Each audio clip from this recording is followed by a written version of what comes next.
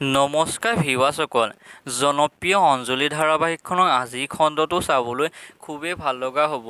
কিয়নো ভিউৱাৰসকল, যোৱাটো খণ্ডত আপোনালোকে দেখিবলৈ পাইছিলে উৰ্মিলা মল্লিকাৰ ওচৰলৈ আহিছিল আৰু বজাৰলৈ যাবলৈ মল্লিকাক লগ ধৰিছিল আৰু তেতিয়া মল্লিকাই বজাৰলৈ যাবলৈ মই পাৰ্মিশ্যন ল'ব নালাগে বুলি কোৱা দেখিবলৈ পাইছিল।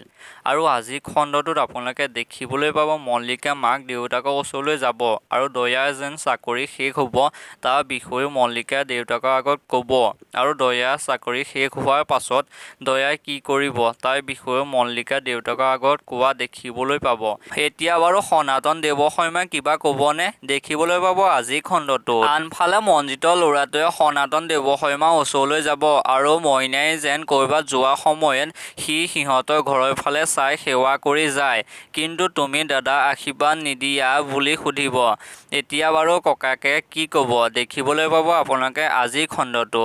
ইফালে আকৌ সাগৰে ছোৱালীজনী স্কুলৰ পৰা ঘৰলৈ লৈ গৈ থাকিব আৰু ছোৱালীজনীয়ে মইনাৰ পৰীক্ষা কেনেকুৱা হ'ল সুধিব কাৰণে সাগৰক কোৱা দেখিবলৈ পাব। আজিৰ খণ্ডটোত সাগৰে মইনাৰ পৰীক্ষা খবৰ ল'বলৈ অঞ্জলি ফোন কৰিব আৰু তেতিয়া মৌচুমীয়ে সাগৰক বেয়াকৈ ক'ব।